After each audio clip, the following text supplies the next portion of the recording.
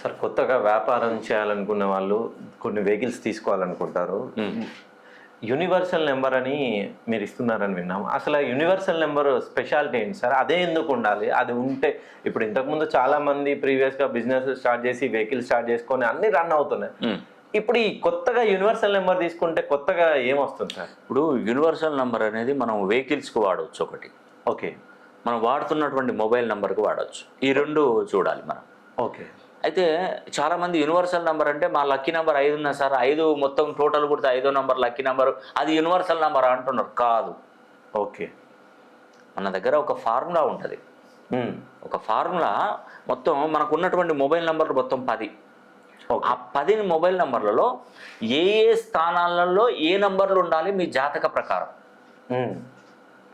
ఏ నంబర్లు ఉంటే మీకు పాజిటివ్ ఎనర్జీ కలుగుతుంది. ఓకే. అంతేనండి. అలా ఉంటేనే మీకు అదృష్టం కలిసి వస్తుంది, లేదంటే రాదు, ఖచ్చితంగా రాదు. ఇన్ని చేశారు కదా, ఒక్కసారి యూనివర్సల్ నెంబర్ చేంజ్ చేసుకొని చూడండి. వ్యాపారం చేసి చూడండి.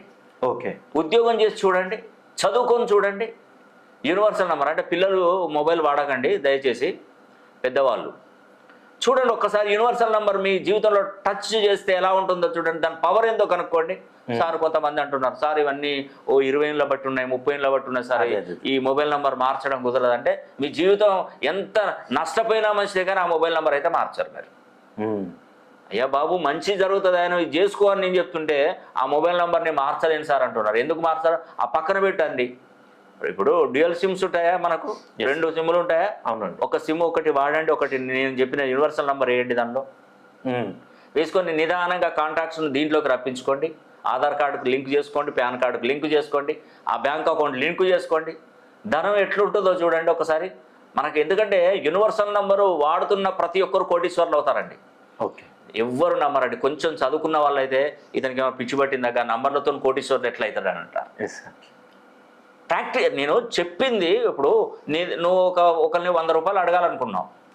100 మందిలో ఎవరివ్వరు, ఒక్కరు ఇస్తారు ఖచ్చితంగా. దాంట్లో ఎవరో ఒకరు. నువ్వు అడగకపోతే అసలు కూడా రావు. అవును. నువ్వు అడిగితే కదా ఇచ్చేది ఏంది తెలిసేది. నువ్వు అడగకముందే ఖచ్చితంగా నాకు ఇది ఇవ్వరు కావచ్చు అని నీ మనసులో నువ్వు అనుకుంటే ఎట్లా? అవును. అడగాలి, ఖచ్చితంగా అడగాలి. ఇప్పుడు నువ్వు యూనివర్సల్ నెంబర్ అనేది నేను చెప్తున్నాను, దాంట్లో సక్సెస్ ఉందా లేదా అనేది నువ్వు తెలుసుకోవాలి ఫస్ట్. ఓకే. దానికి ఏమన్నా డబ్బులు ఖర్చు అయితే ఏం కావు. మొబైల్ నెంబర్ సిమ్ కార్డు మార్చుకుంటావు, ఇది ఒకటి చేసుకుంటావు, కంప్లీట్ చేసుకుంటావు, నన్ను సంప్రదిస్తావు, ఖచ్చితంగా చూస్తావు. అప్పుడు నీకు తెలిసిపోతుంది, ఈజీగా తెలిసిపోతుంది యూనివర్సల్ నెంబర్లో ఇంత పవర్ ఉంటుందా. నేను ఒకటేనండి, యూనివర్సల్ నెంబర్ ఎవరైనా